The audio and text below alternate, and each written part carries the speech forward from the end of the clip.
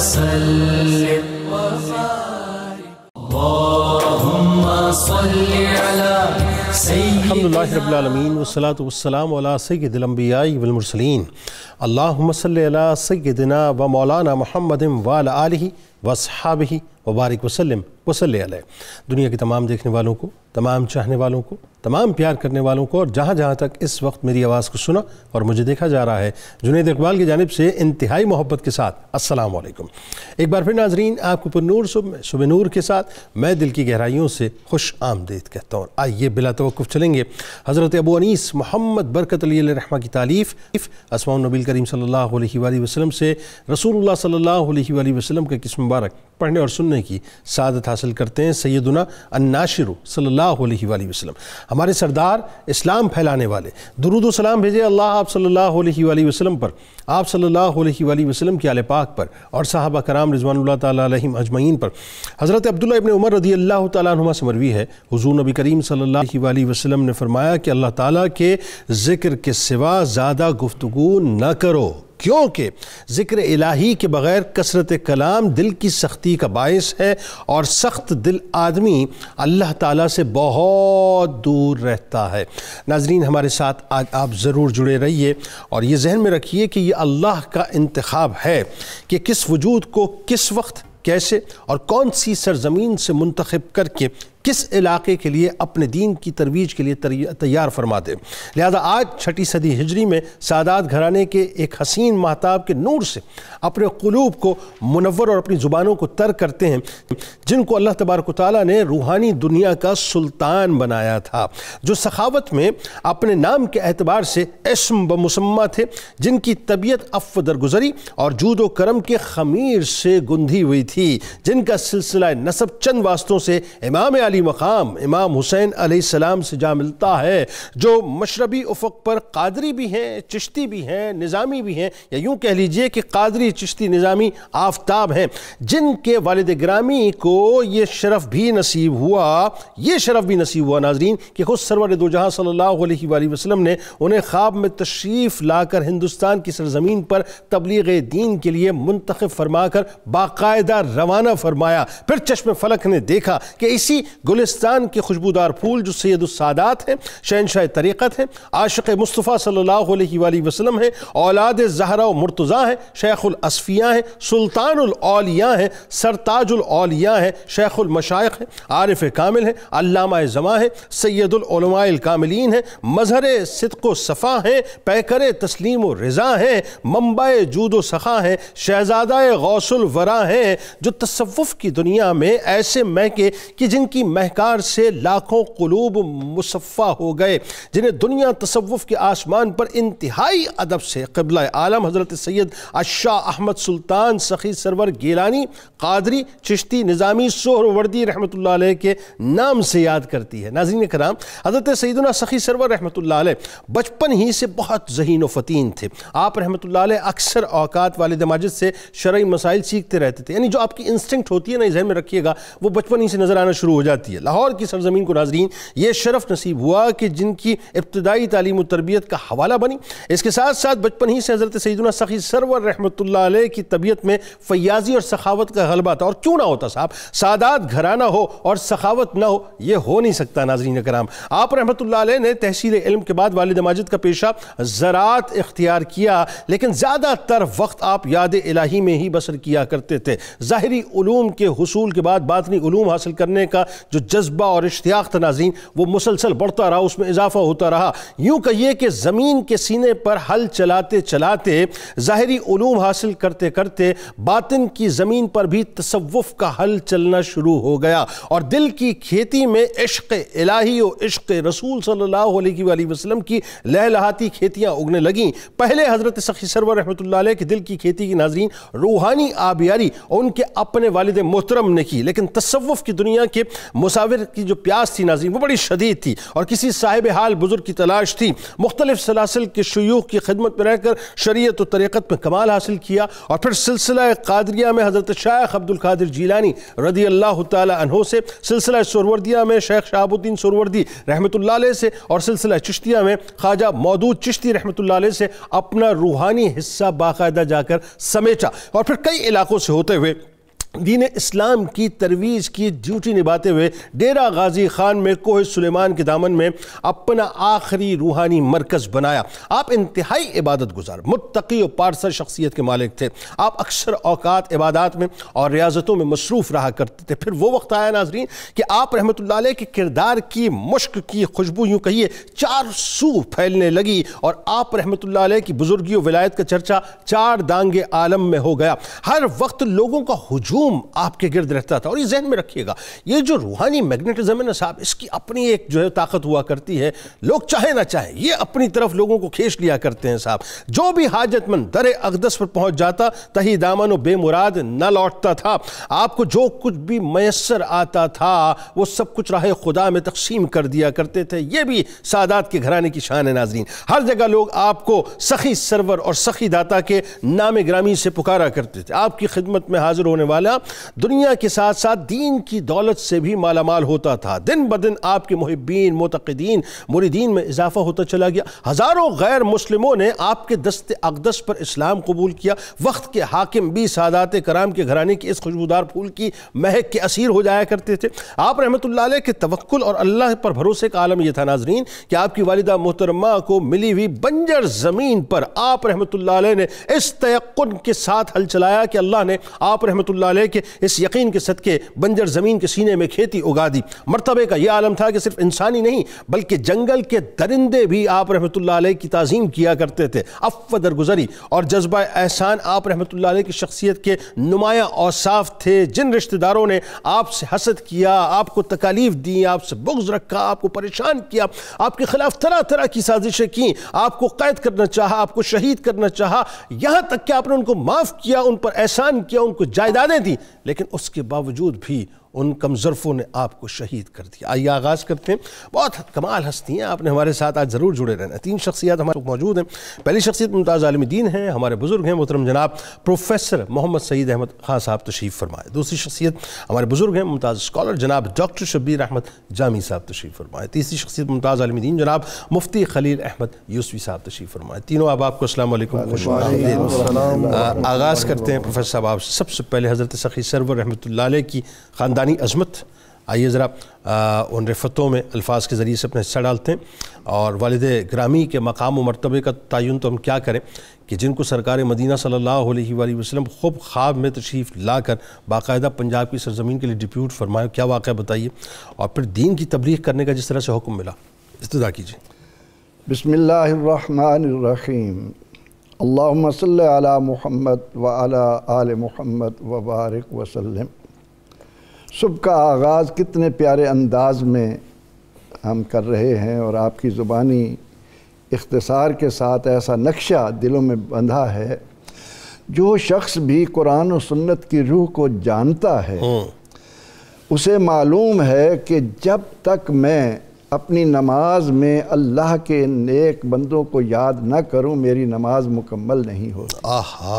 ہم نماز کی ہر رکعت میں سورہ فاتحہ پڑھتے ہوئے کہتے ہیں کہ اے اللہ ہمیں سیدھی راہ دکھا، سبحان اللہ، صراط الذین انعمت علیہم، سبحان اللہ، ان لوگوں کی راہ جن پر تیرا انعام ہے، اور وہ کون ہیں؟ من النبیین والصدیقین والشہداء والصالحین، اللہ اور صالحین کا امت کے لیے اتنا بڑا اللہ کا انعام ہے صالحین کہ ہم قرآن پاک میں یہ دعائیں دیکھتے ہیں کہ توفنی مسلمم و الحقنی بالصالحین، اے اللہ مجھے مسلمان ہونے کی حالت میں موت دے اور مرنے کے بعد مجھے صالحین سے ملا دے۔ اللہ اکبر۔ تو یہ صالحین کا تذکرہ انسان کے لیے اس بات کی غمازی کرتا ہے کہ ہم ان کے ساتھ لو لگا کر ان اعمال کو، ان اخلاق کو، اس کردار کو اپنی ذاتوں میں داخل کرنے کی کوشش کریں جو بندے کو رب سے ملاتی ہیں۔ سبحان اللہ، سبحان اللہ۔ اب اس عظیم خاندان کا، اس عظیم ہستی کی والدین کی عظمت کا ذکر ان الفاظ میں ناممکن ہے۔ آج آپ جا کر جب مارچ میں میلہ شروع ہوتا ہے تو پورے ملک میں ہم بچپن میں دیکھا کرتے تھے کہ ان کا عرس آتے ہی ہر طرف دھوم مچ جاتی تھی کہ داتا سخی سرور کی طرف قافلے چل پڑے ہیں۔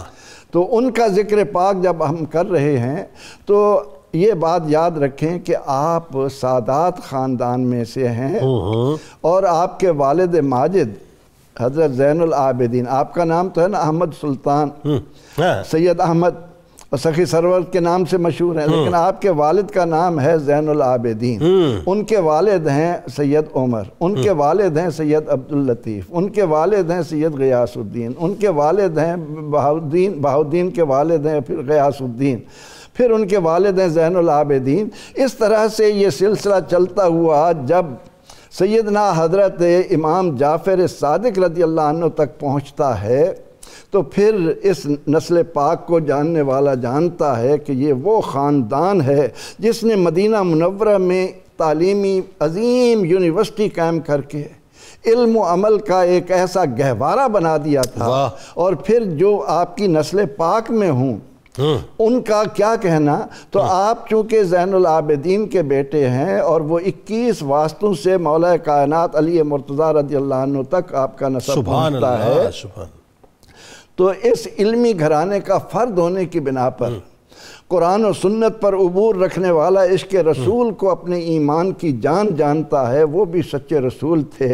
اور جیسا کہ آپ نے بھی ذکر کیا، انہوں نے 22 سال حضور سید عالم صلی اللہ علیہ وسلم کے روضہ اطہر پر جو گزارے، وہ محض یہ نہیں کہ وہاں بیٹھ کر کتابوں کا مطالعہ کر رہے ہیں، نوافل پڑھ رہے ہیں، درود و سلام کے ذریعے اپنے آقا علیہ السلام سے، اپنے جد امجد سے جو تعلق پیدا کیا، تو نبی اکرم رحمت عالم صلی اللہ علیہ وسلم کی نگاہ نہ صرف ان پر تھی بلکہ ان کے پشت سے ہند کے خطے نے جو برکتیں حاصل کرنا تھیں، حضور سید عالم صلی اللہ علیہ وسلم نے انہیں خواب میں فرمایا کہ تمہیں پنجاب ہند میں جانا ہے اور پنجاب میں جانا ہے۔ اللہ اکبر! اور عین ممکن ہے کہ آقا علیہ السلام نے وہ جگہ بھی ان کو خواب میں دکھا دی ہو۔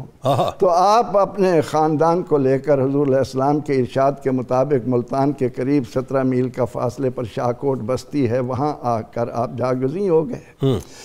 اب یہاں آنے کے بعد سب سے بڑا مسئلہ پیٹ کا ہے۔ بالکل ٹھیک ہے۔ قاد الفقر تکون کفرا، غریبی محتاجی انسان کو بعض اوقات کفر تک لے جاتی ہے، بالکل ٹھیک ہے۔ تو اس لیے آپ نے اپنے ہاتھ سے، کیونکہ آقا علیہ السلام فرماتے تھے وَأُحِبُّ أَنْ آكُلَ مِنْ عَمَلِ يَدَيَّ، مجھے پسند یہ ہے کہ میں وہ کھاؤں جو اپنے ہاتھ سے کما کر کھاؤں۔ تو آپ کی اولاد میں بھی سید زین العابدین رضی اللہ تعالیٰ عنہ نے یہاں آ کر زراعت کا پیشہ اختیار کیا، زمین کو آباد کیا، اور اس طرح سے لوگوں کے اندر اپنے اخلاق اور کردار کی بدولت بلندی حاصل کی کہ 2 سال بعد جب آپ کی زوجہ محترمہ کا انتقال ہوا تو وہاں علاقے کے لوگ پریشان ہو گئے۔ وہ کہنے لگے کہ کہیں ایسا نہ ہو کہ زوجہ محترمہ کی جدائی میں اب آپ کہیں واپس نہ لوٹ جائیں، اپنے خاندان میں نہ چلے جائیں، تو یہ برکتیں یہ رکھنا چاہتے ہیں، یہ برکتیں ہم سے محروم ہو جائیں گی، کیونکہ جو شخص مخلوق خدا کو فائدہ پہنچانے والا ہوتا ہے، پروردگار عالمین لوگوں کے دلوں میں اس کی قدر و منزلت خود ڈال دیتا ہے۔ چنانچہ انہوں نے اس بات کا اہتمام کیا اور پھر حاکم وقت نے ان کو اپنی بیٹی دی، اور اس بیٹی سے اللہ نے زین العابدین کو سید احمد سلطان عطا کیا، جو آج ہم سخی سرور اور لکھ داتا کے نام سے ان کا نام زبانوں پر لا کر اللہ کی رحمتیں سمیٹتے ہیں۔ مطلب پھر اگر مجھے کہنے دیجیے، جملہ اجازت دیجیے مجھے، کہ آپ نے فرمایا کہ حضرت زین العابدین رحمۃ اللہ علیہ کو سید سخی احمد سلطان عطا کیے، تو میں اگر یہ کہوں کہ زین العابدین رحمۃ اللہ علیہ کو احمد سلطان کے صدقے احمد سلطان عطا کیے تو غلط نہ ہوگا، ہے نا ڈاکٹر صاحب؟ ذرا یہ بتائیے، اسلام کے صدقے ہی ملا ایسا ہی۔ اچھا اب ذرا مجھے یہ بتائیے، آپ کی ابتدائی تعلیم و تربیت، اور یہ دیکھیں کیسی کمال بات ہے، ابھی جو ڈاکٹر صاحب فرما رہے تھے پروفیسر صاحب، کہ اللہ تبارک و تعالیٰ کا ایک نظام ہے، یعنی ایک ہستی پیدا کہاں ہوتی ہے، وقت کہاں گزارا، اور پھر وہی بات ہے کہ اللہ تعالیٰ نے منتخب کی زمین کے لیے ان کو کرنا ہے یا ان کو تیار کی زمین کے لیے کرنا ہے 22 برس مکے اور مدینے میں گزارنے کے بعد سرکار علیہ السلام نے باقاعدہ آپ کو ڈپیوٹ کیا اور اشارہ نہیں باقاعدہ واضح حکم کہ اس سرزمین پہ جا کے نہیں پنجاب کو جا کے جو ہے میری آل ہو تو پنجاب کو جا کے فیضیاب کرو بنیادی طور پہ. تو پنجاب فیضیاب ہوا اور پھر ظاہر ہے پھر حضرت سخی سرور رحمۃ اللہ علیہ کی پیدائش ہوتی ہے. اب بتائیے ذرا ابتدائی تعلیم و تربیت آپ کی کیسے ہوئی؟ القابات آپ کے بڑے کمال ہے صاحب, آپ کو داتا بھی کہہ کے پکارا جاتا ہے. مختلف اولیاء کرام سے پھر آپ فیضیاب, وہ جو ایک کریوسٹی تھی, ایک تجسس تھا, ایک پیاس تھی, اس کو بجھانا تھا. تو قادری سلسلہ, سروردی سلسلہ, چشتی سلسلہ سب میں بیت ہوئے, بتائیے ذرا کیا ہوا؟ بسم اللہ الرحمن الرحیم. بہت خوبصورت تمہید کے ساتھ حضرت سید احمد سلطان المعروف سخی سرور کا تذکرہ چل رہا ہے. تو حضرت سخی سرور رحمۃ اللہ علیہ کی جب ہم ابتدائی حیات دیکھتے ہیں تو آپ کی چند صفات بڑی نمایاں ہو کر سامنے آتی ہیں.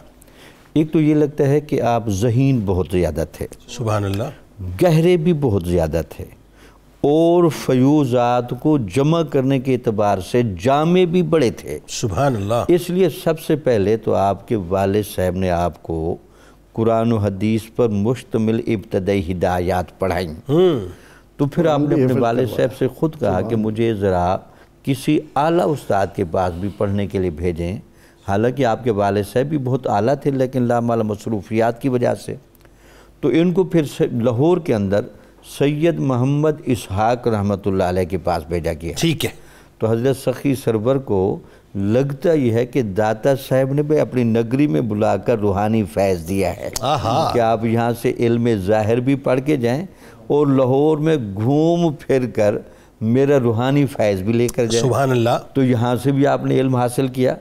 جب یہاں سے علم حاصل کر لیا تو آپ نے اپنے والد صاحب کو واپسی پر کہا کہ آپ کا روحانی فیض تو مجھے مل گیا ہے, مجھے لگتا یہ ہے کہ اور بھی خانقاہوں پر اور اداروں پر جا کر روحانیت کے جو مراکز ہیں میں وہاں سے جا کر فیض لوں. تو آپ نے اپنے صاحبزادے کو بھیجا.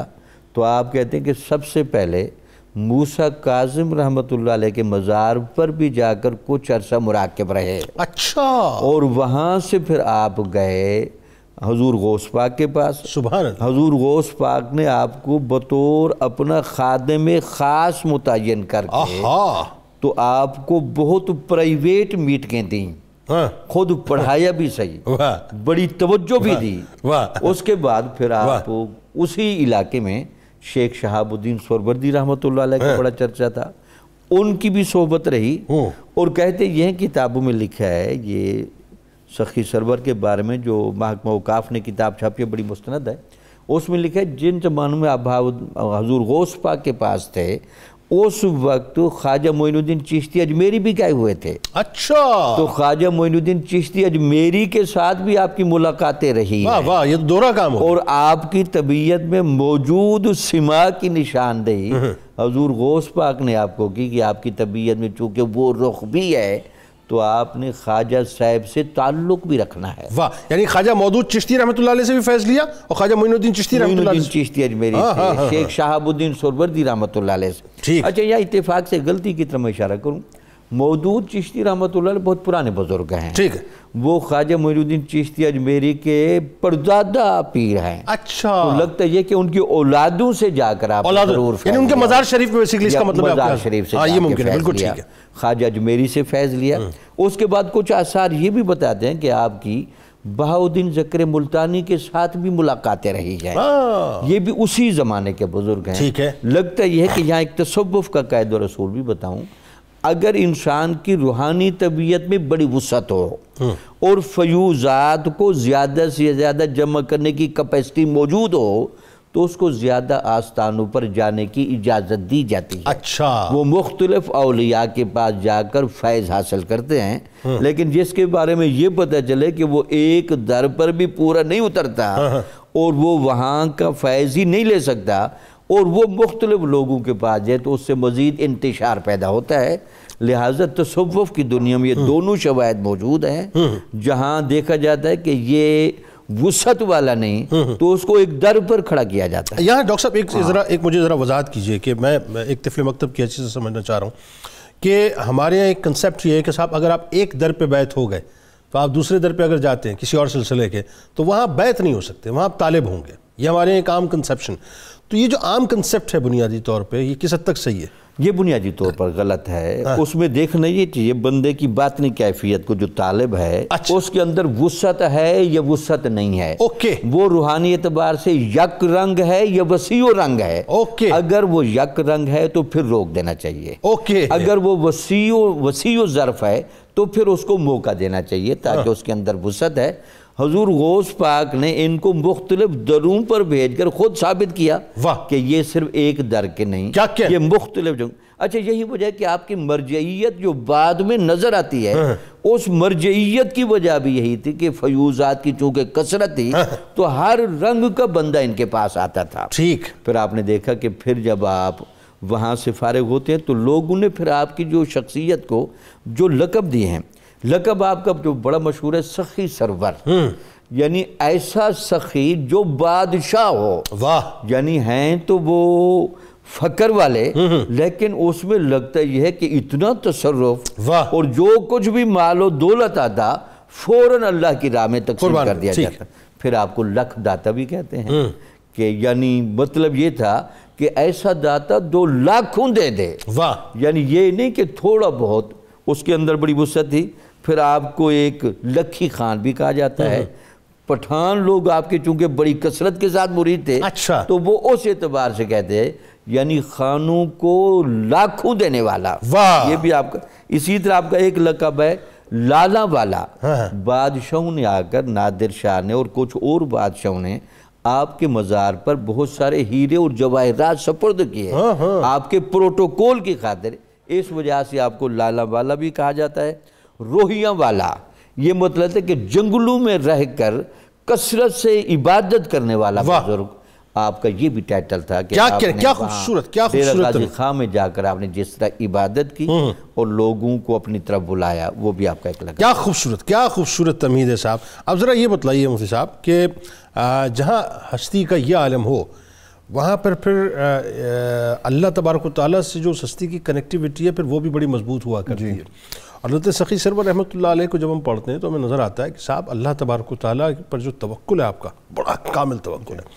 اور پھر ایک اور جو بڑی خاص بات ہے، اور یہ میں عموماً دیکھتا ہوں اولیاء کرام کی ہمیں جو ہے وہ سوانے میں بات ملتی ہے کہ والدین کے بڑے مطیع و فرمانبردار ہوتے ہیں. اور خاص طور پہ والدہ کا جو ہے بڑا کردار انفلوئنس ان کی شخصیت کے اوپر ہوتا ہے کہ کسی بات پہ نہ نہیں ہے. آپ کا بھی کچھ ایسا ہے معاملہ جو آپ کو زمین ملی، والدہ کے حکم پہ آپ نے کاشت شروع کی جبکہ بظاہر نظر آتا تھا کہ وہ بنجر زمین ہے. تو وہ کیا وہ ذرا واقعہ پورا بتائیے. پھر پلس وہ جو رشتہ داروں نے بغض کیا اور آپ کو اللہ کی بار بار مدد ہی ملتی رہی، اس کے علاوہ دوسری کوئی بات نہیں، کیا ہوا تھا ذرا پورا واقعہ بتائیں. بسم اللہ الرحمن الرحیم. الصلاۃ والسلام علیک یا سیدی یا رسول اللہ. ومن یتوکل علی اللہ فہو حسبہ. جو اللہ پہ بھروسہ کرتا ہے اللہ اس کے لیے کافی ہے. اولیاء اللہ کا پہلا مقام و مرتبہ اللہ پہ بھروسہ ہے. اللہ اکبر. آپ کے عزیز و اقربا جو رشتہ دار جن کا ذکر ہوا انہوں نے آپ کو مشکل میں ڈالنے کے لیے، کیونکہ سارے وہ کرتے تھے کھیتی باڑی، تو آپ کو کہا کہ آج آپ کی باری ہے، آپ نے رات یہاں گزارنی. اور اس جگہ پر رات کو شیر آ جایا کرتا تھا تو آپ اللہ پہ بھروسہ کر کے وہاں چلے گئے. آپ نے عبادت شروع کی، شیر آ گیا اور وہ حضرت سخی سرور رحمۃ اللہ علیہ کے ارد گرد چکر لگا کے پاس بیٹھ گیا. جب اولیاء کی یہ بات سنائے نا تو حدیث نہ سنائے تو لوگ کہانی سمجھتے. حضور صلی اللہ علیہ وسلم کے خادم مولا حضرت سفینہ، یہ مستدرک کی روایت ہے 4235 نمبر. ٹھیک ہے. کشتی پہ سفر کر کے جا رہے تھے تو کشتی الٹ گئی ان کی. بڑی مشکل سے بچ کے کسی جزیرے پہ اترے. وہاں جنگل تھا اور شیر آ گیا وہاں پہ. تو آپ نے اس شیر سے خطاب فرمایا. اس کا مطلب ہے صحابی رسول یہ جانتا ہے کہ شیر گفتگو سمجھتا ہے. حضرت سفینہ رضی اللہ جن کا سفینہ جو ہے ڈوبنے سے بچ گیا. فرمایا یا ابا الحارث، اے شیر، انا مولا رسول اللہ، میں رسول اللہ صلی اللہ علیہ وسلم کا غلام ہوں، خادم ہوں. اللہ. اور یہ حدیث کے لفظ ہے فَتَّعْتَعَ رَاسَهُ، اس نے اپنا سر جھکا دیا تابعداری کے لیے. شیر ہو اور تابعداری کے لیے سر جھکا دیا. کیا کہنے، کیا کہنے. یوں کہیے کہ میں رسول اللہ کا شیر ہوں. اے شیر میں رسول اللہ کا شیر. کیا بات ہے. پھر وہ ساتھ چلتا رہا، جہاں سے آواز آتی ادھر چلا جاتا، پھر امن کر کے واپس آ جاتا. اور جب یہ سارا مطمئن ہو گیا اور حضرت سفینہ اپنے قافلے تک پہنچ گئے، پھر اس نے زور سے غراہٹ کی، بولا، تو حضرت سفینہ سمجھ گئے یہ الوداعی سلام کر رہا، آہا، تو پھر وہ وہاں سے چلا گیا۔ تو اولیاء اللہ تعالیٰ کے حکم کے پابند ہوتے ہیں، اس کی رضا کو ماننے والے ہوتے ہیں، تو اللہ ساری مخلوقات ان کی تابعدار کرتے ہیں۔ یعنی یہاں سے وہ ایک کہانیاں نہیں ہے جی، یہ سچی بات ہے، یہ دلائل پہ جی مبنی بات بالکل ہے۔ سچی بات۔ دوسری بات، والدہ کے حکم پر آپ نے زمین پر بڑی محنت کی۔ میاں صاحب فرماتے ہیں مالی دا کم پانی لانا تے بر پر مشکاں پاوے، کیا کہنے، مالک دا کم پھل پھل لانا لاوے یا نہ لاوے۔ میرے ابا جو حضور رحمۃ اللہ علیہ اس کو تھوڑا سا نا امینڈمنٹ کر کے پڑھتے تھے، فرماتا تھا مالی دا کم پانی لانا بر بر مشکاں پاوے، مالک دا کم پھل پھل لانا لاوے لاوے، لاوے لاوے لاوے لاوے۔ یہ کیسے ہے کہ ہم اسے نا امیدی لیکن لاوے لاوے، بھائی کیا اچھی بات، وہ لا الہ۔ تو آپ نے اپنی امی جان کے حکم پر بڑی محنت سے زمین، بنجر زمین کو اللہ تعالیٰ کے حکم پر چھوڑ دیا۔ اچھا ورثے میں تقسیم ہوئی زمین ملی تھی، نانا جان سے ملی تھی اور پھر امی جان کی طرف آئی۔ اور میں وراثت کے اصول کے لیے یہ بتا دیتا ہوں، آج کے اس پرفتن دور میں جب کسی کو کچھ لیں یا دیں تو اسلام کا اصول ہے لکھ لیں، ٹھیک ہے، آنے والے لوگ تنگ کریں گے، اوکے، دیں حصہ دیں تو لکھوا لیں، کوئی حرج نہیں، درست۔ اور پھر رشتہ داروں کا بغض اتنا تھا، وہ یہ چاہتے تھے کہ ہر وقت ان کے اوپر کوئی نہ کوئی مشکل رہے، تو جب وہ کسی امتحان میں ڈالتے تھے تو اللہ تعالیٰ اپنی طرف سے مدد فرما کر آپ کی شان کو بلند کر دیتا۔ اللہ، اچھا ایک کمال بات یہ ہے، آپ یہ دیکھیے کہ بظاہر یہ زمین بنجر تھی، وہ کیا واقعہ ہوا کہ بنجر زمین کو لینا پھر اس پہ کاشت کرنا، یہ لاجیکل بات نہیں لگتی ہے، یہ اس کا فضل ہے نا جی۔ ہاں، کبھی تو وہ بنجر زمین پہ بجائی کروا کے اس کے اندر سے فصل نکلوا دیتا ہے، کبھی اپنے بندوں کہتا ہاتھ لگاؤ میں ویسے ہی اس کے اندر سے فصل پیدا کر دوں۔ واہ واہ واہ، جیسے بی بی مریم سلام اللہ علیہا کے بارے میں فرمایا آپ اس خشک تنے کو ہاتھ لگائیں، دیکھیں میں کیسی اس سے تر کھجوریں پیدا کر دیتا ہوں۔ اللہ اکبر، یہ اللہ والوں کی شان ہے، پیدا اس نے کرنا ہے، اللہ والوں کا صرف سبب استعمال ہوتا ہے، تو اللہ تعالیٰ انوار و تجلیات کے باغ بن موسم کے پھل بھی دے دیتا ہے، سردی میں گرمی کے پھل، گرمی میں سردی کے پھل۔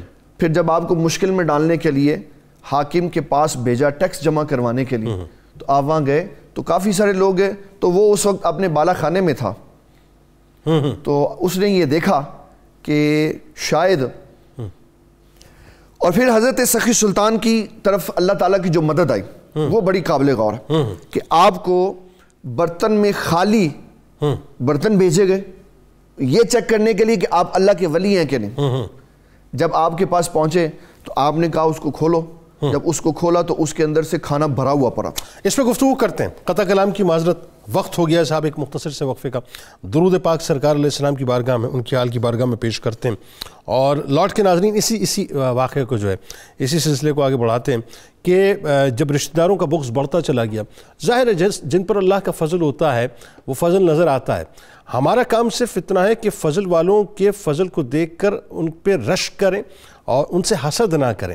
جب انسان حسد کی آگ میں جلتا ہے تو پھر صورتحال یہ ہوتی ہے کہ اس کے دل کے اندر بغض کی آگ مستقل جو ہے بھڑکتی رہتی ہے، بغض دشمنی میں بدلتی ہے، دشمنی جو ہے سب کچھ بھسم کر کے رکھ دیتی ہے، اپنی نیکیاں بھی انسان برباد کرتا ہے، اپنے اعمال بھی برباد کرتا ہے، ہاتھ کچھ بھی نہیں آتا، لیکن جن کو اللہ نے نوازا ہوتا ہے وہ مزید نواز دیے جاتے ہیں۔ ایک بڑا ایک کمال واقعہ ہے کہ حاکم وقت کے سامنے جب رشتہ داروں نے وہ جو جالسازی کی، مفتی صاحب نے بتلایا، آپ کو بتلائیں گے صاحب کہ اللہ تبارک و تعالیٰ کس انداز سے اپنے بندوں کی مدد کرتا ہے۔ درود پاک سرکار کی بارگاہ میں، ان کی آل کی بارگاہ میں۔ اللہم صلی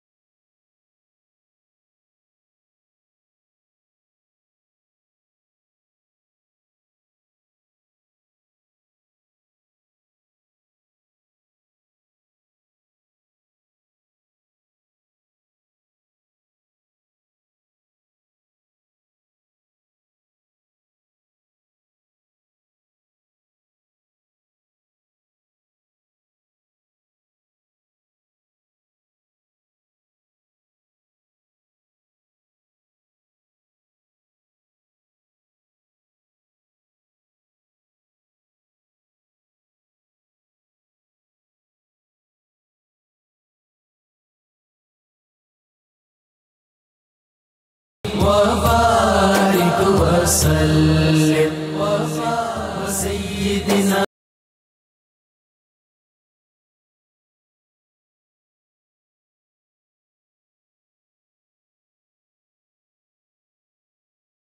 میں آپ کو خوش آمدید کہتا ہوں. حضرت سخی سرور رحمۃ اللہ علیہ کی بارگاہ میں ہدیہ عقیدت ہم پیش کر رہے ہیں. ایک بات میں ابتدائی طور پر عرض کرنا چاہتا ہوں، پھر پروفیسر صاحب سے انشاءاللہ گفتگو کرتے ہیں. آپ ذرا محسوس کیجئے گا ناظرین، ہمارے معاشرے کے اندر آج حسد کا مرض جو ہے وہ بے انتہا بڑھ چکا ہے، اور یہ ایک ایسا کینسر ہے جو انسان کو تباہ ہی کر دیتا ہے، کبھی وہ اس کو پھلنے پھولنے نہیں دیتا. یعنی جس کو خدا نخواستہ حسد کا مرض لگ گیا، پھر یہ سمجھ لیجئے کہ تباہی جو ہے اس کے گھر پہ آ کے کھڑی، اس کے در پہ آ کے کھڑی ہو گئی. دنیا کا سب سے پہلا حاسد، اس کائنات کا سب سے پہلا حاسد جو تھا ناظرین، ابلیس تھا. اسے آدم علیہ السلام سے ابلیس ہوا تھا. دنیا کا جو دوسرا حاسد تھا وہ قابیل تھا، جسے اپنے بھائی حابیل سے باقاعدہ حسد ہوا تھا. وہ ایک طویل واقعہ ہے، اقلیمہ اور لویزا سے جو نکاح کا ہے. بہرحال تو اب مقصد یہ ہے کہنے کا صاحب کہ اگر ایک حاسد صرف یہ سمجھ لینا کہ میں حسد جو کر رہا ہوں بنیادی طور پہ پہلا کام میں کیا کر رہا ہوں، پہلا کام میں کر رہا ہوں میں شیطان کی پیروکاری کر رہا ہوں، میں ایکچولی اس کا فالوور بن رہا ہوں، میں قابیل کا فالوور بن رہا ہوں. دوسرا کام یہ ہے کہ میں اللہ کی تقسیم کے اوپر کوشچن مارک پیدا کر رہا ہوں. دیا تو اللہ نے ہے نا، میں نے اور آپ نے تو نہیں دیا. میں نے اور آپ نے کسی کو نہ مقام دیا، نہ دولت دیا، نہ مال، کچھ نہیں، کسی کو کچھ نہیں دیا. جو کچھ دیا میرے رب نے دیا ہے. تو حاسد یہ سمجھ لے صاحب کہ میں جب کسی کے اوپر حسد کرتا ہوں یا کسی کی نعمت کو دیکھتا ہوں تو ایکچولی میں اللہ کی قدرت یا اس کی تقسیم کے اوپر کوشچن مارک کرتا ہوں. تیسری بات حاسد کے اندر جو پیدا ہوتی ہے بڑی خطرناک ہے صاحب. وہ یہ سوچتا ہے کہ یہ چیز اس سے چھن جائے، اور چھیننے کے لیے پھر وہ جادو ٹونے اور دیگر کاموں کی طرف لگ جاتا ہے. اور چوتھی بات وہ یہ کرتا ہے کہ یہ چیزیں مجھے حاصل ہو جائیں. یاد رکھیے گا، یہ اللہ کی تقسیم ہے. جس کو جو دیا ہے اس سے حسد نہ کریں. یہ حسد جو ہے نیکیوں کو اس طرح جلا دیتی ہے جیسے آگ سوکھی لکڑی کو جلا دیا کرتی ہے. حدیث کے مفاہیم ملتے ہیں. اللہ تبارک و تعالیٰ کی رضا پر راضی رہیں. جو اس کی تقسیم ہے اس تقسیم کو قبول کیجئے. نہ آپ کو آپ کے نصیب مقدر سے زیادہ ملے گا، نہ اس سے کم ملے گا. جس کو اللہ نے جو دیا ہے، چاہے وہ آپ سے کم صلاحیت والا ہے، کم محنت کرتا ہے یا زیادہ محنت کرتا ہے، اللہ کی تقسیم ہے، اس پر راضی رہیں. پھر دیکھیں آپ کو اللہ تعالیٰ کیسے نوازنا شروع کرے گا. پروفیسر صاحب ذرا یہ بتلائیے، اور یہ واقعہ بھی بڑا اہم ہے، یہ حسد ہی ہے جو بڑھتا چلا گیا. یعنی حضرت سخی سرور رحمۃ اللہ علیہ کو پھر مزید ان کے رشتہ داروں نے پریشان کرنا شروع کیا. غرض کے حاکم وقت کے سامنے باقاعدہ لے کر گئے، ٹیکس وغیرہ کے مطلب جو ہے وہ حوالے سے. پھر رشتہ داروں نے وہاں جا کر ایک باقاعدہ چال چلی. وہاں جا کے آپ کی کرامت کا بھی ظہور ہوتا ہے. یعنی جو یوں کہیے کہ سادات کرام کے گھرانے کے خوبصورت سے اور حسین سے پھول کی جو خوشبو ہے، اس مہک کو پھر حاکم وقت نے بھی جو ہے باقاعدہ محسوس کیا. پھر اس کے بعد ایک موقع آتا ہے کہ انہی لوگوں کو جو ہے وہ اپنا آپ معاف بھی کر دیتے ہیں، اپنے رشتہ داروں کو. پھر نیکی یعنی جو بدی ہے اس کا بدلہ نیکی سے دیتے ہیں. یعنی ایک ہی واقعے کے اندر کئی پیغامات ہیں. بتائیے ذرا. جنید صاحب، بات یہ ہے کہ یہ حسد، بغض، کینہ، یہ باطن کی بیماریاں ہیں. بالکل صحیح. شیطان جب یہ کسی کے دل میں ڈال دیتا ہے تو پھر اس کے سامنے دنیا اندھیر ہو جاتی ہے. وہ صرف اپنے بغض اور حسد کو لے کر چلتا ہے. درست. اب سیدنا حضرت سخی سلطان سرور رحمۃ اللہ تعالیٰ علیہ نے اپنے آپ کو اس مقام پر کھڑا کیا کہ ما کان للہ کان اللہ لہ.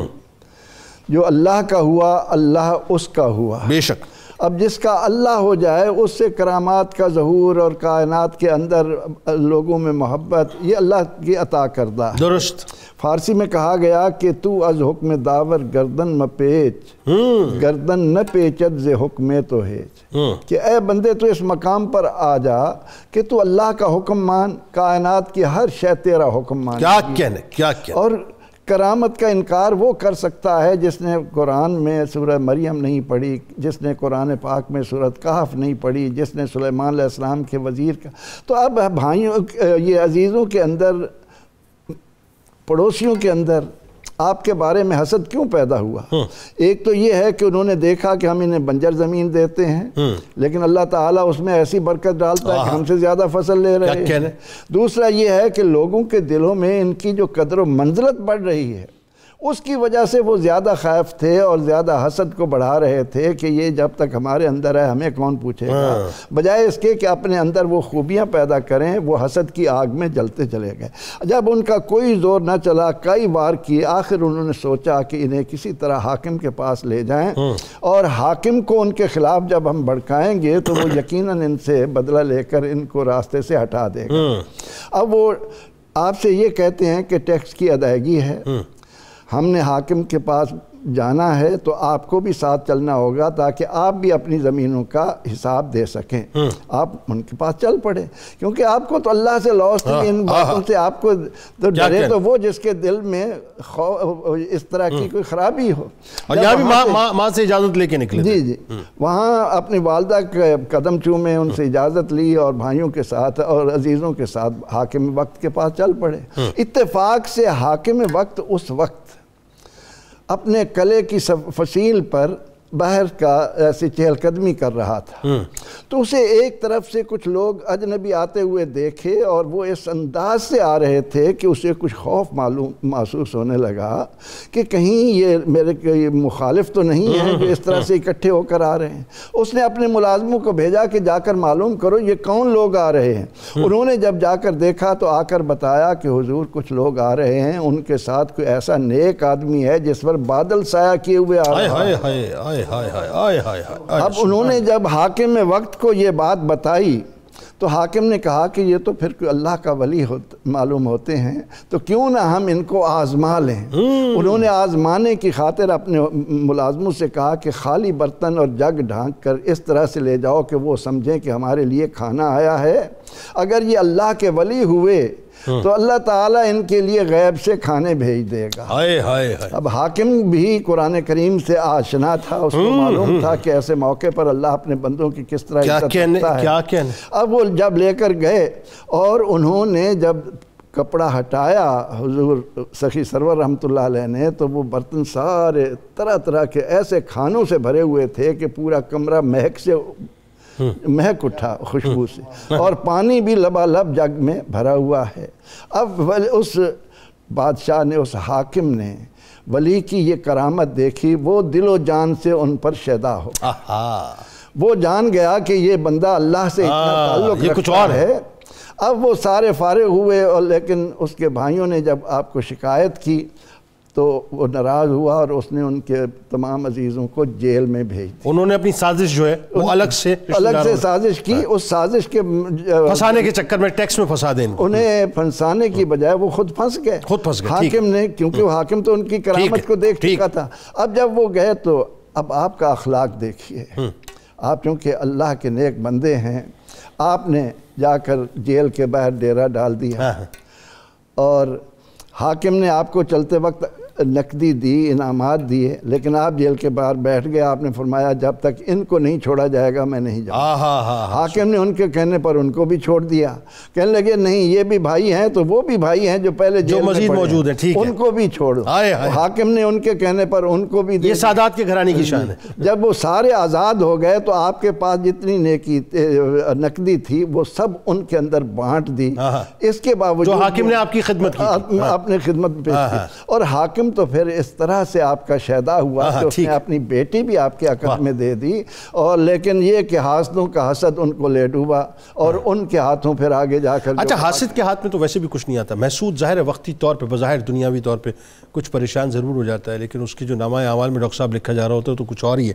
یہاں پہ ایک بات دیکھیے خاص طور پہ کہ ہمارے یہاں کنسیپٹ یہ صاحب, کوئی ہمارے ساتھ اچھا کرتا ہے تو ہم اچھا کرتے ہیں, یعنی بھلائی کا بدلہ بھلائی سے, نیکی کا بدلہ نیکی سے دیتے ہیں, اور یہ سمجھتے ہیں صلہ رحمی ہے. صلہ رحمی یہ کہاں ہے صاحب؟ صلہ رحمی تو یہ ہے نا کہ کوئی اگر آپ کے ساتھ برا کرے تب آپ اس کے ساتھ اچھا کریں, اور کوئی نیکی کرے تو آپ اس کے ساتھ بدلے میں احسان کریں. یہ صلہ رحمی ہے ایکچولی. تو سادات کا گھرانہ تو ہمیں یہی سکھلا رہا ہے. حضرت سخی سرور رحمۃ اللہ علیہ تبلیغ دین کے لیے مرکز اولیاء میں ظاہر ڈیرہ ڈالتے ہیں, پھر مدینۃ الاولیاء ملتان شریف میں ڈیرہ ڈالتے ہیں, دھوکل میں ڈیرہ ڈالتے ہیں, سودرا میں ڈیرہ ڈالتے ہیں. آپ کی عبادتوں کے بارے میں بتائیے, آپ کی ریاستوں کے بارے میں بتائیے, اور جو تبلیغ دین کا آپ کا انداز ہے اس میں کتنا اثر تذرا وہ بھی بتائیے. بسم اللہ الرحمن الرحیم. آپ نے دیکھا کہ حضور نبی اکرم صلی اللہ علیہ وسلم کی جو ایک سنت اور طریقہ قرآن نے بیان کیا, یتلو علیہم آیاتہ ویزکیہم ویعلمہم الکتاب والحکمہ. پہلے آپ نے تلاوت آیات کے تحت علوم کے سارے فیوزات سمیٹ لیے, ٹھیک ہے. ویزکیہم کے تحت ان صوفیہ کاملین کی صحبت میں بیٹھ کر اپنے باطن کو اجلا کروا لیا. سبحان اللہ. وہ میتھڈ سیکھ لیا جس کی وجہ سے انسان کمال کی طرف بڑھتا ہے. سبحان اللہ. صوفیاء کے نزدیک ریاضت یا عبادت کا جو ڈھب ہے نا وہ بڑا گہرا ہے. وہ کیا؟ جس کو ہم عام طور پر چھوڑ گئے ہیں. صوفی کا خیال یہ ہے کہ اگر آپ نیکی پر آ رہے ہیں نا تو گناہ کبیرہ کو ترک کر دیں، آپ کو نیکی اتنی گہرائی میں لے جائے گی، یہ صرف آپ کو جنت تک نہیں لے جائے گی، یہ آپ کو قرب الہی تک لے جائے گی۔ اللہ اکبر، ان رحمت اللہ قریب من المحسنین کی صدائیں آئیں گی، سبحان کہ یہ اللہ، بندہ درجہ احسان کا ہے واہ، تو میری رحمت اس کے قریب رہتی ہے۔ واہ، صوفی یہ طے کر لیتا ہے کہ میں نے عبادت اور ریاضت کے زور پر وہ جو اللہ تعالیٰ کے ساتھ میرا رابطہ ہے، میں اس روحانی میکانزم کو اتنا قوی کر لوں واہ، کہ نفس، شیطان اور دنیا کی محبت مجھے ہلا نہ سکے۔ سبحان اللہ، اس ڈھب سے صوفی کو تیار کیا جاتا ہے، آہا، اس کے لیے یہ ریاضتیں کرتا ہے، مجاہدے کرتا ہے، عبادات کرتا ہے، نوافل پڑھتا ہے، روزے رکھتا ہے، مراقبے کرتا ہے۔ اب یہ لوگ جو تصوف کے نام پر بعض خرافات کو دیکھ کر یا بعض عبارتوں کو دیکھ کر ناقد بن کے بیٹھ گئے ہیں، ہمیشہ علمی دیانت کو ہاتھ سے نہیں جانا چاہیے۔ بے شک، آپ ذرا کشف المحجوب کو سارا پڑھ کے تو لوگوں کو بتائیں کہ اگر ایک آدھ بات سے اختلاف نظر آتا ہے آپ کا تو ساری کشف المحجوب میں کیا لکھا ہے اور سارے عوارف المعارف میں کیا لکھا ہے، صوفیہ کی اس عبادت کے ڈھب پر آ کر خود تجربہ کر لیں کہ یہ خرافات ہیں یا حقائق ہیں۔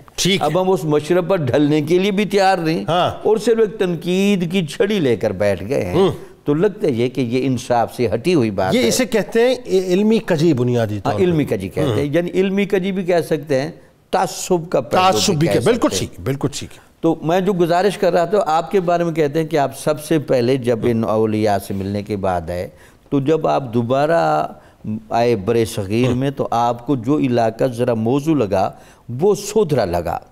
سودھرا کے علاقے میں وزیر آباد کے قریب آپ کافی عرصہ دریائے چناب کے ساحل پر بیٹھ کر عبادت کرتے رہے، اور ایک وجہ یہ بھی تھی وہاں جب آپ نے کثرت کے ساتھ عبادت کی، ہمیشہ یاد رکھیں یہ کثرت عبادت کے ثمرات یہ سب کے نزدیک لکھے ہیں۔ ایک تو اس کے ساتھ اطمینان کی وہ کیفیت ملتی ہے، الا بذکر اللہ تطمئن القلوب۔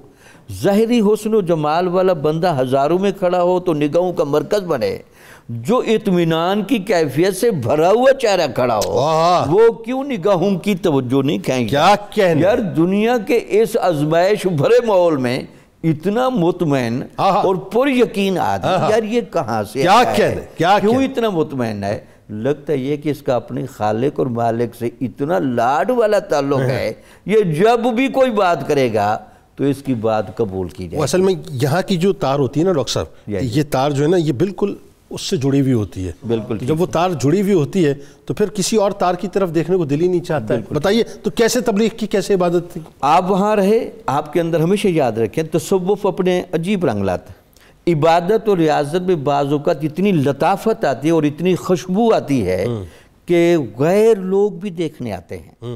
ایک تو سخی بڑے تھے، لوگ حاجت مند ہوتے ہیں، آپ کے بارے میں یہ بھی شواہد ملتا ہے ہر مذہب کے بندے نے آپ کو آئیڈیال بنایا، غیر مسلموں کو آپ نے بڑھا، سکھ آپ کے پاس آتے تھے، ہندو آتے تھے، اور مسلمان تو لامالہ تربیت لے ہی رہے تھے۔ اس کی کیا وجہ ہے؟ کوئی اس پر حیران ہوتا ہے جناب، اس کی وجہ یہ ہے کہ یہ جو عبادت اور ریاضت ہے نا یہ بندے کے اندر اتنی خوشبو اور لطافت لاتی ہے۔ خوشبو کیسے نہ پھیلے؟ جب لوگ آتے تھے دیکھتے تھے کہ یار یہ بھی کسی نبی کا ماننے والا ہے، اس کی کیا چاشنی ہے، تو غیر مسلم آپ کے پاس بڑے ہیں۔ پھر آپ کا جو سب سے بڑا حکمت بھرا پہلو تھا اور یہ سب صوفیاء نے اس پر تو تجربہ کیا ہوا ہے، وہ یہ ہے کہ اللہ کی مخلوق کو کھانا کھلانا۔ یہ تو حضور نبی اکرم صلی اللہ علیہ وسلم کی حدیث مبارکہ ہے کہ سب سے اچھا اسلام لوگوں کو السلام علیکم کہنا اور لوگوں کو کھانا کھلانا، اس میں کوئی تخصیص نہیں لوگوں کی۔ مطلب دیکھیں اسلام کیا ہے؟ سلام کو عام کرنا، کھانا کھلانا، لوگوں کو کھانا کھلانا، یہ ہے اسلام۔ تو آپ کھانا کھلاتے تھے، لنگر تقسیم کرتے تھے، ڈھیروں آپ کے پاس نظرانے آتے تھے، لیکن سب میں تقسیم ہوتے تھے، دعائیں پوری ہوتی تھیں، لا علاج مریض شفا یاب ہوتے۔ ٹھیک ہو گیا۔ آپ سودھرا میں رہے، دھونکل میں رہے، اس کے بعد پھر آپ نے جہاں اپنے بلکہ دھونکل میں تو وہ جو بادشاہ کا جو بیٹا تھا وہ بہت زیادہ مریض تھا، وہ شفا یابی کی صورت نظر نہیں آ رہی تھی، حضرت کی دعا سے وہ شفا یاب ہوا۔ اس کے علاوہ جو اگلی بات ہے کہ آپ وہاں جو کنواں تھا وہ آپ کی توجہ کی وجہ سے وہاں ایک میٹھا کنواں نکلا، اس علاقے میں کھارا پانی تھا، وہ اب بھی بڑا مشہور ہے۔ واہ! آخر میں سخی سرور سلطان رحمۃ اللہ علیہ کی بارگاہ میں خاص طور پہ میں سمجھنا چاہوں گا، بلکہ سننے والے بھی، جو آپ کے در سے لوگ آ کے ایک واقعے کی طرف ذرا سے اشارہ کیا ڈاکٹر صاحب نے، اسی سلسلے کو جوڑ دیجئے وہاں سے، کہ لوگ آیا کرتے تھے، فیضیاب بھی ہوا کرتے تھے، علمی طور پہ بھی فیضیاب ہوتے تھے، روحانی طور پہ بھی فیضیاب ہوتے تھے، اور جسمانی طور پہ بھی فیضیاب ہوتے تھے، کہ جو بیمار تھے وہ بھی شفا یاب ہوتے تھے۔ دوسرا یہ کہ آپ جب باقاعدہ شاہ کوٹ اپنی، یعنی یوں کہہ لیجیے مرکز پہ آپ کے جہاں پہ آپ کی پیدائش ہوئی، جب آپ واپس آئے تو ایک بار پھر وہ جو بغض اور حسد تھا رشتہ داروں کا اپنی جگہ قائم تھا۔ مجھے حیرت اس بات پہ، احسان در احسان در احسان در احسان آپ کرتے چلے گئے، لیکن رشتہ دار جو ہیں وہ دشمنی در دشمنی در دشمنی، بغض در بغض در بغض اور حسد در حسد در حسد میں ہی پڑے رہے۔ تو وہ سلسلہ آپ کے ساتھ اسی طرح سے جاری رہا۔ پھر وہی بات ہے کہ جب آپ ڈی جی خان کی طرف کوئی سلیمان کی جو ہے مطلب باقاعدہ دامن میں جا کے آپ نے اپنا آخری جو پڑاؤ کیا ہے، تو اپنی تمام جائیدادیں دے کے آپ ہجرت کر کے جاتے ہیں انہی رشتہ داروں کو، یعنی اتنا سب کچھ ہونے کے باوجود، لیکن وہی بات ہے انہی کے ہاتھوں پھر آپ شہید کر کے جاتے ہیں۔ یہ ذرا کیا منظرنامہ تو بتائیے ذرا۔ جنید بھائی، اللہ تعالیٰ نے آپ کو اتنا فیض عطا فرمایا ہوا تھا، اتنی روحانیت تھی کہ ظاہری باطنی علوم سے تو آپ نے لوگوں کی بیماریاں ختم فرمائی، روحانی طور پر بھی آپ نے لوگوں کا علاج فرمایا۔ کسی علاقے میں وبا پھیل گئی تو وہاں آپ کا ایک مرید خاص رہتا تھا، اس نے سفر کیا اور حضرت کی بارگاہ میں حاضر ہوا تو آپ نے اپنے دسترخوان سے نمک اٹھا کے اس کو دیا، فرمایا اس کو اپنے کھانے میں شامل کر لو، اللہ تمہیں شفا عطا فرمائے۔ تو اس کے سارے گھر کو ایک چٹکی نمک نے ساری بیماری سے محفوظ رکھا۔ اللہ اکبر! اس میں یہ بتانا چاہوں گا کہ بسا اوقات بعض چیزوں کی طرف یہ نسبت ہو جاتی ہے کہ ان میں شفا ہے، جیسے مدینہ شریف کی مٹی کے بارے میں کہتے ہیں وہ شفا والی، لیکن مٹی کھانی درست نہیں ہے۔ اس کے لیے علماء نے یہ طریقہ کار بیان کیا ہے کہ اگر کسی کو مدینہ شریف کی مٹی ملے تو اس کو پانی میں اندر ڈال دیں، اب وہ مٹی کے نیچے بیٹھنے کا انتظار کرے، شفا پانی کے ساتھ مؤثر ہو جائے گی، مٹی نیچے بیٹھ جائے گی، اوپر وہ پانی استعمال کر لے تاکہ شریعت کا حکم بھی باقی رہے، مٹی سے شفا بھی مل جائے۔ مدینے کی مٹی ہے سب سے نرالی، کیا بات، مدینے میں رہتے ہیں تو جہاں کی بات۔ تو کوئی بھی آپ کے پاس آیا کسی بھی مرض کے لیے تو آپ نے اس کو بھرپور طریقے سے فیضیاب کیا اور اپنے اس روحانی علم سے اتنا زبردست اس کا علاج کیا کہ اس کی ساری تکالیف دور ہو گئی۔ دوسری بات، جب آپ واپسی اپنے شاہ کوٹ تشریف لائے تو رشتہ داروں نے بڑا تنگ کیا۔ میں اس پہ قرآن شریف کا یہ اصول بتانا چاہتا ہوں، بڑا ضروری ہے۔ اللہ تعالیٰ جل جلالہ سورۃ النساء کی آیت نمبر 96-97 میں یہ بات ارشاد فرماتا ہے، ان الذین توفاہم الملائکۃ ظالمی انفسہم قالوا فیما کنتم قالوا کنا مستضعفین فی الارض قالوا الم تکن ارض اللہ واسعۃ فتہاجروا فیہا۔ جہاں آپ کے پاس کام کرنا مشکل ہو جائے نا تو اسلام کا یہ اصول ضابطہ ہے، وہاں سے ہجرت کر کے کہیں اور چلے جاؤ۔ ٹھیک ہے، زندگی ضائع نہ کرو، وقت ضائع نہ کرو، وقت اتنی جلدی سے بیت رہا ہے کہ پیچھے کچھ نہیں رہ جائے گا۔ اسلام نے یہ ان صوفی بزرگوں کو اس پیٹرن پہ چلا کے ہمیں دکھایا ہے کہ جہاں آپ کو کام نہ کرنے دیے جائے وہاں ہجرت کر دیں، کیونکہ کل سوال ہوگا، فرشتے یہ پوچھ رہے ہیں الم تکن ارض اللہ واسعۃ فتہاجروا فیہا، تمہیں کام نہیں کرنے دیا، تم بہانے لگاتے ہو میں کمزور تھا، اللہ کی زمین کتنی بڑی تھی، کیوں کہیں اور نہیں چلے گا، وہاں جا کے کام کرتے۔ تو آپ نے رشتہ داری کے ساتھ قطع تعلق ہی نہیں کی، یہ سب سے بڑی بات ہے۔ اولیاء اللہ قطع تعلق ہی نہیں کرتے، کوئی زیادتی کرے درگزر کرتے ہیں، برداشت کرتے ہیں، جب تک برداشت ہو اس کے بعد اس راستے سے ہجرت کر کے چلے جاتے ہیں۔ ٹھیک ہے، تو آپ کا یہ بہت بڑا کام ہے۔ پھر آپ نے جاتے ہوئے اپنا سارا کچھ ان کو دے دیا۔ اس کا معنی یہ ہے کہ آپ کا ان ظاہری اسباب میں دلچسپی کا کوئی عنصر نہیں تھا۔ واہ! اور دیکھیں جو بات آپ ہجرت کی کر رہے ہیں تو سرکار مدینہ صلی اللہ علیہ وسلم کو جتنا ستایا گیا تو آپ نے مکہ چھوڑا اسی لیے نا کہ مشن کو کام جو ہے وہ بھی جاری رکھنا ہے اور ہجرت کر کے جو اس کام کو وہیں سے کنٹینیو کرنا ہے، تو ایکچولی آپ پھر ریویم کر رہے ہوتے ہیں اس کام کو بنیادی طور پہ۔ جی بتائیے۔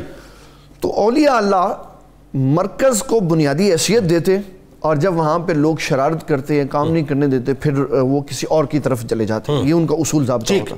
پھر جب آپ نے یہ سارا کچھ کیا اور پھر جب آپ ڈی جی خان چلے گئے تو وہاں پر ان کی زیادتیوں کا یہ نتیجہ ہوا کہ انہوں نے وہاں آ کر آپ کو شہید کیا، 2 بیٹے بھی شہید ہوئے، بیوی بھی شہید ہوئی، اور رشتہ داروں کے ظلم کی وجہ سے آپ کو اس دنیا سے جانا پڑا، اور رہتی دنیا تک اللہ تعالیٰ نے آپ کا ذکر بلند اللہ۔ اچھا اس میں بھی ایک بات بڑی خاص ہے، آپ یہ دیکھیے کہ ہجرت کرتے وقت اپنے رشتہ داروں کو جن کی مستقل نگاہ ان کی جائیداد کی طرف تھی وہ سب کچھ آپ دے کر گئے، جی دیکھیں، اور پھر جب وہ چلے گئے تو پھر ان کے ذہن میں ایک مخمصہ پیدا ہوا کہ یہ کہیں یہ اسٹرینتھ کے ساتھ جو دوبارہ واپس نہ آئے۔ اس میں جنید بھائی یہ بھی عنصر ہے کہ یہ بھی شک شبہ ہوتا ہے کہ یہ اتنی محبت والے اتنے فیض والے جہاں جائیں گے وہاں آباد کر دیں گے، تو یہ بھی بغض ہوتا ہے۔ ٹھیک، بہت شکریہ آپ تینوں احباب کا آپ تشریف لائے۔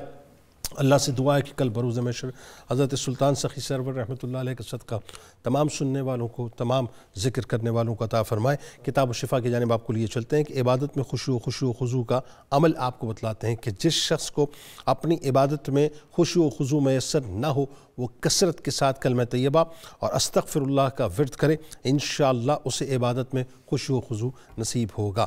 حضرت علی کرم اللہ وجہ الکریم کا کمال قول مبارک ہے کہ جو شخص مخلوق خدا سے نیک سلوک کرتا ہے تو اللہ تبارک و تعالیٰ کی مدد حاصل کرتا ہے، تو وہ اللہ تعالیٰ کی مدد حاصل کرتا ہے، اور جو شخص لوگوں سے بدسلوکی کرتا ہے تو وہ دنیا میں بھی ذلیل ہوتا ہے اور آخرت میں بھی ذلیل ہوتا ہے۔ روزنامہ 92 نیوز میں آج مضمون ضرور پڑھیے گا۔ سلطان سخی سرور رحمۃ اللہ علیہ کے حوالے سے ٹویٹر پہ ہمیں فالو کر لیجئے، فیس بک پیج کو لائک کر لیجئے، یوٹیوب چینل کو سبسکرائب کر کے بیل آئیکن کو ضرور کلک کر لیجئے۔ آپ وہاں موجود ہیں، ہم یہاں موجود ہیں، مل کے نعرہ لگائیں گے، لیکن اس سے پہلے ذرا اپنی روح سے تجدید عہد وفا، لا یؤمن احدکم حتی اکون احب الیہ من والدہ وولدہ والناس اجمعین۔ اللہ تعالیٰ آپ کا، ہمارا، ہم سب کا، پاکستان کا اور امت مسلمہ کا حامی و ناصر ہو، آمین۔ پاکستان کا مطلب کیا؟ لا الہ الا اللہ محمد رسول اللہ صلی اللہ